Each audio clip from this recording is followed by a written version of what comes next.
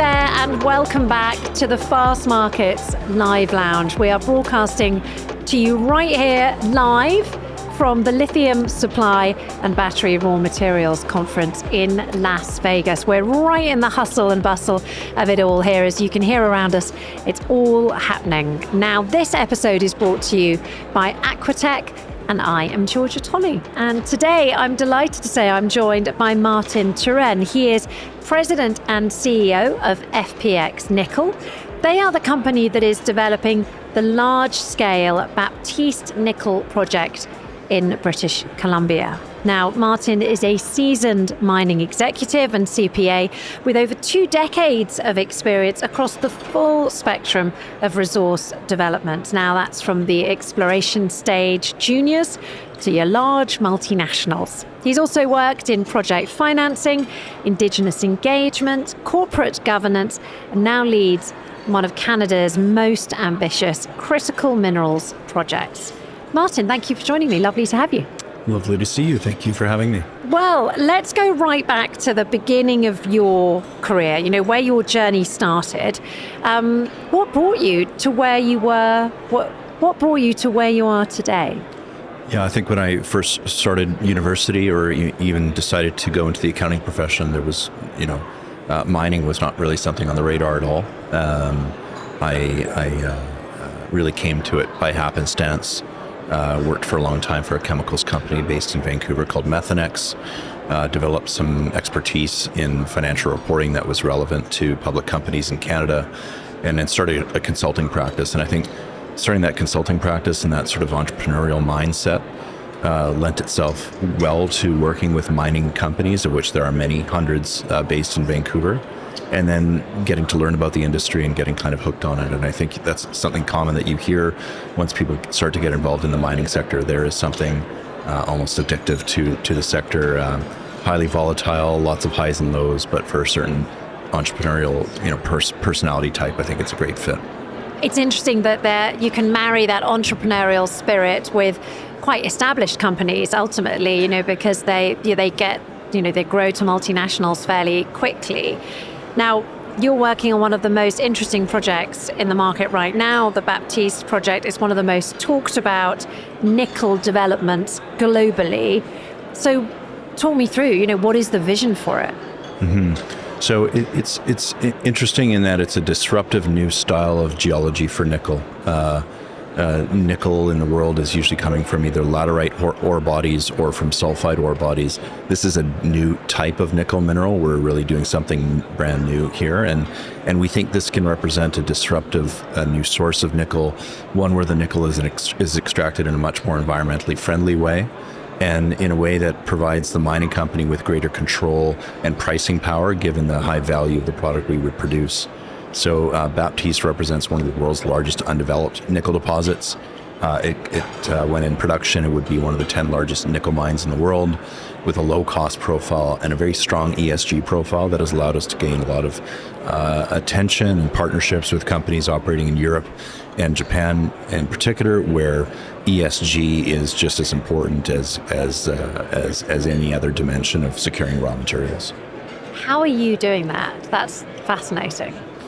Really, it starts with the work that was done by our founding geologists who first found this type of nickel deposit and delineated a large deposit of it, and then kind of ultimately handed that over to metallurgists and engineers who could understand how to extract the nickel from the ore body and how to engineer a project that could be economic. So it really is a case study in innovation in mining. I know a lot of people think of mining as being this sort of multi-100-year-old, multi-thousand-year-old kind of industry that doesn't innovate much. But I think in our case, that rests at the heart of what we're trying to do, is to think differently about how we can extract raw materials in a responsible way to underpin the green transition. People often think of mining as environmentally unfriendly as well. So it's interesting to hear about the emphasis you're placing there on the ESG. Yeah, I mean, one of the interesting things to me about the mining industry today is I think there is a growing realization that we can actually transition to a low carbon economy. We cannot mitigate the impacts of climate change and ideally arrest them and turn them around without mining. Mining is a key factor in that, and it's something that all citizens of the planet really rely on. We all consume these materials, and I think there's a growing realization in the same way that we're focused on, let's say, where the food that we eat comes from.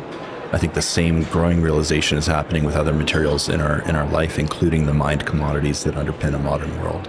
And the growth in need for nickel is driving the desire to sort of mine this site now. That's right. So nickel, the traditional use of nickel has been for stainless steel, of course, but the fastest growing segment of demand for nickel is it's a key player in the cathode active materials for batteries. Much of the world's nickel is being currently something in the region of 70 to 75% of the world's nickel production is controlled by China and Russia, who are very capable operators. Many other countries in Europe, Japan, Korea, North America, they're having to look at how they might, diversify their supply chains away to ensure security of supply of this critical element of the new economy. There's been quite a lot of talk already here at the conference about that security of supply. Do you think ultimately Canada is looking to achieve that through the Baptiste project? Yeah, through Baptiste and other projects. I've seen a number of other Canadian mining company executives at the event here, which is great, advancing, interesting lithium deposits, for example. Canada is a traditional powerhouse in the mining industry. It's a core strength of the country.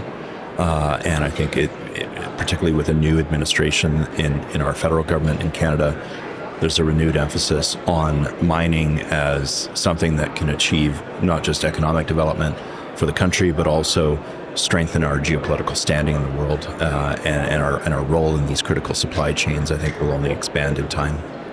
I'd like to talk about your personal journey a bit now, as well as the sort of the mining sector. You've actually had experience in leading both junior and multinational companies.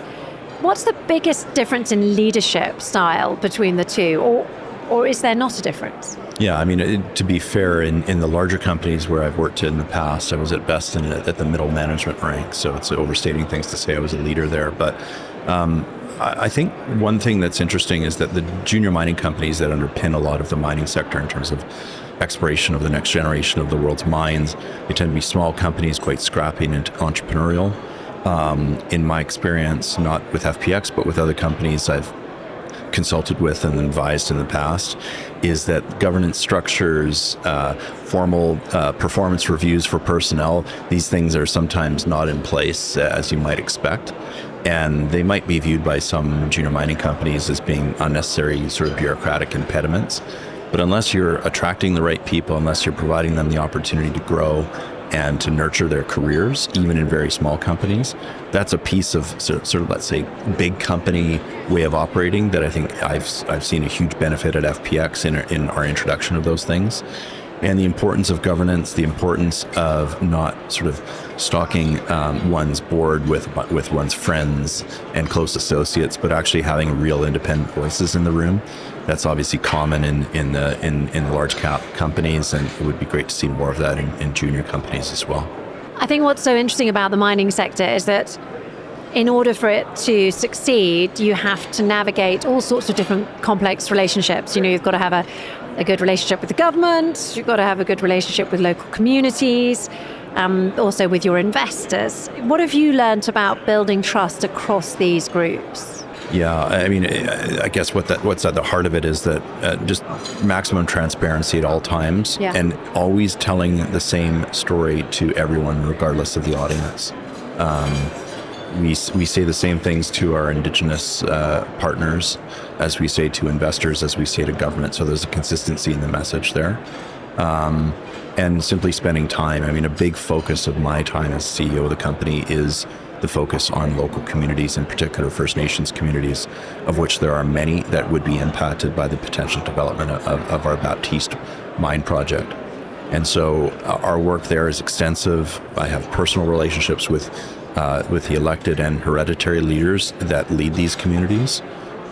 We are very focused on developing strong bilateral relationships between ourselves and each of those communities. But where we've taken a next step really over the course of the last year is to encourage multilateral partnership between those nations, those neighboring nations that can work together and optimize their opportunities in terms of employment and economic development around our project, and really fully crystallize our commitment to partnership with those communities. And I think that's one thing about Canadian mining companies advancing Canadian mining projects, where we seek to have real partnership with local communities in a way that I think sets us apart from companies operating in other jurisdictions where local communities can oftentimes be roadkill, frankly, as mining projects are advanced. When you're in conversation with the Indigenous communities, what are they looking for? What are their concerns? Number one concern is always environment. It's always protection and stewardship of the land. First Nations, in my experience, they think in the time frame of not days, weeks, months, years, but in decades and in centuries. People there want to know what the land base will look like in 50 years, 100 years, what it will look like to future generations. And so protection for the landscape and mining in a responsible fashion, and ensuring that every measure is taken to mitigate environmental impacts is critical. That's always number one. But beyond that, there are social impacts to large industrial projects that can happen in these rural communities. So closely managing and working with communities to ensure those social impacts are well managed is important. And of course, there's a major economic opportunity associated with these projects. And so we focus on careers, not just jobs, so that we have a real commitment to supporting educational opportunities through scholarships and other programs that we run with these communities. But beyond that, there's great opportunity in Canada in particular, through the auspices of both the provincial government of British Columbia and the federal government of Canada, to consider equity ownership. So that's where First Nations would actually either individually or collectively own or be partial owners of mine projects in Canada going forward. And I think cementing those opportunities for equity participation by First Nations communities around these projects can then unlock those and really crystallize those long-term kind of partnership opportunities. Am I right in thinking that there are more mining sites opening up as we see the climate changing, especially in the north of Canada? Certainly there's a lot more mineral discoveries being made kind of almost every year. There are new interesting mineral discoveries being made in Canada. I think the issue traditionally with Canada vis-a-vis other jurisdictions has just been the considerable amount of time that it takes to permit a project. And that's due to the kind of the high regulatory standards, which is a great thing to have, but those standards entail a longer process than you might find in other countries. Government of Canada, Government of BC is talking about trying to expedite those processes. Our mantra when it comes to that as a company is that we work at the pace of the communities. So if the communities would like to see accelerated, permitting timelines for a project like ours, that's something that we're interested to discuss. But at the end of the day, we want to ensure we're more focused on kind of certainty of the outcome than on the speed of the outcome as such. Have you always been happy to work at that pace, or have you had to learn to work at that pace? Because you don't normally get a moderation of spirit, walking hand in hand with entrepreneurialism, entrepreneurial zest. Normally there's a sort of fire and a drive, and a person with that fire and drive might feel held back by a slow pace. Mm-hmm. I think that the two are actually consistent in this case. They're not in conflict with each other. I think the ability to go faster in permitting a project like this, for example, is entirely dependent on ensuring that there's a focus first and foremost on relationships. And that if there isn't that focus on building those strong relationships, that's what can lead to those processes taking much longer. So it's actually entirely consistent with wanting to be focused on delivering the project to being in operation, to take the time up front where we currently stand, to ensure those relationships are rock solid. That is what then can ultimately lock faster outcomes if that's what all participants want to see. So I do see the two as consistent, but I understand the question for sure. I mean, it's just quite different to the way most other countries talk about mining, it's really interesting that it's first and foremost in Canada. It's just fascinating to hear about the different styles.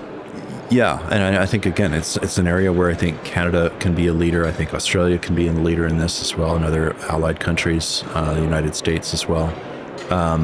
And I think ultimately what all of this entails is it does entail potentially higher costs or potentially longer timelines. I think that where the world is heading is that there will be market mechanisms in place that attach premiums to products, mined products that are mined responsibly. We see this even in the downstream. We see that, for example, one of our largest shareholders is a company called Outokumpu, which is a European company, a Finnish company that produces stainless steel. They're under heavy competition from Chinese competitors who frankly can produce at lower cost. But Outokumpu has curated customers who are willing to pay a higher price for stainless steel to the extent that it's produced with a higher ESG profile and a lower carbon footprint. I think the same can be true for mining companies going forward as well, that if you're acting and operating responsibly, that you can crystallize higher pricing for your product vis-a-vis the equivalent that's maybe not done to those standards. And that then provides the economic incentive to square the circle and to encourage the types of approach that I'm outlining here. You have a very clear sense of purpose. In your sort of career, have you found mentors that have guided your way? Yeah, many mentors. If I would just choose one, I would probably go back to the chairman of FPX, to the company that I currently CEO of. Peter Bradshaw is a highly regarded geologist. He's a member of the Canadian Mining Hall of Fame, and yes, such a Hall of Fame does exist in Canada, and he's a member of it. I think Peter is known for, one, just a very high focus on kind of scientific advancement and achievement, and secondly, on a long history of positive relationships with local communities in a number of countries, whether it's Canada, Papua New Guinea, Australia, et cetera, et cetera. And that those two focuses on scientific achievement and building positive relationships with communities, they maybe are not kind of common attributes that people look at in terms of mining entrepreneurs. People look at people's abilities to promote or to raise a lot of money, to be master financiers. But really that scientific achievement and that focus on laying the groundwork for making projects that can be permitted in collaboration with local communities, that's actually what drives value at the end of the day. It's not as much flash in the pan as some of those other skills, but I'd say Peter was very much an influence on me in that regard. Similarly, if you were to pass on one piece of advice to someone looking to rise up the ladder in the mining industry, not just in Canada, but further afield as well, one piece of advice, or I'll allow you two. Yeah, I would just say to look around to the people that you work with or that you want to work with. Yeah. And to try to identify, even in small ways, what is it that you can do that can be a benefit to those people? Yeah. How can you make yourself worthwhile and valuable to them? Even in very small ways, by making yourself useful to people that are further ahead in their career journey, that will help you to form the types of allies, let's say, that can then provide you those opportunities for those next steps in your career. And then going back to the nickel sector more widely, what's a sort of common misunderstanding that you'd like to right? Not just maybe among the lay community, but also maybe in the mining community? I think there's a received wisdom right now in the mining community that's quite negative on nickel, that feels that Indonesia will be able to supply the world's nickel needs from now until forever and ever. And certainly they will continue to grow their nickel production, and it's been incredibly impressive what they've done over the last 10 to 15 years in fostering that industry. But we know through our partnerships with various Japanese companies, European companies, and discussions with operators and downstream consumers in the United States, Korea, that the rest of the world also needs to think deeply about security of supply. and that the world does need to build new nickel mines outside of Indonesia in the years to come. In that context, we think FPX's project fits very nicely. I've got one final question for you. It is the one that we ask everyone who comes to join us on the Live Lounge. And that is, when you leave this conference, what do you think will be your biggest takeaway? Now, I know we've got a few days to go, but so far, is there any sort of particular overarching theme that you will take with you when you leave Las Vegas? Yeah, I think it's somewhat consistent with the last answer that it gave you, is that I think there's also a very negative view of lithium right now, and a view that the market could be oversupplied for a long time to come. And that for the mining companies looking to develop the next generation of projects, that of course creates difficult conditions. But if that were entirely the case, then you wouldn't see as many downstream players in the sector as are here. They could just sit at home in their offices and just place orders for product out there and fill their order books that way and fill their procurement needs. But you do have a lot of participants at this conference from places from very far afield, Japan and Korea, to name just two examples, who are very focused on securing the long-term security of supply of these raw materials. And as deep market participants, as ones who need these products for the existential needs of their own business, I think that sends a strong signal about the long-term health of lithium, nickel, and the other commodities in this sector. Are there concerns that taps could be turned off, so to speak? I mean, I think those concerns have to be there. We've seen that very recently on the front pages of newspapers around rare earths, for example. Yeah. And there's no reason that other critical commodities couldn't also be subject to those same types of export controls in the future. And that's a scary proposition for the rest of the world, for sure. Thank you very much. What a fascinating conversation. Thank you very much, Martin, for your time. Really, really appreciate it. I hope everyone who's been listening on the headphones here has also enjoyed it as much as I have. And of course, anyone who might be listening later on, whether you're catching up later or you're here, thank you for tuning in. A big thank you, of course, to our sponsors who've made this possible. Thank you to Aquatech. And remember, you can find this episode and the whole series along with, all of the other details on our Live Lounge series. You can Google that. You can find it on any of your podcast platforms, whether that's Spotify, Apple Podcasts, and of course, the Fastmarkets YouTube channel as well. If you want any highlights, we also are very present on social media. You just need to follow Fastmarkets for more highlights and upcoming releases. But in the meantime, thank you very much for listening.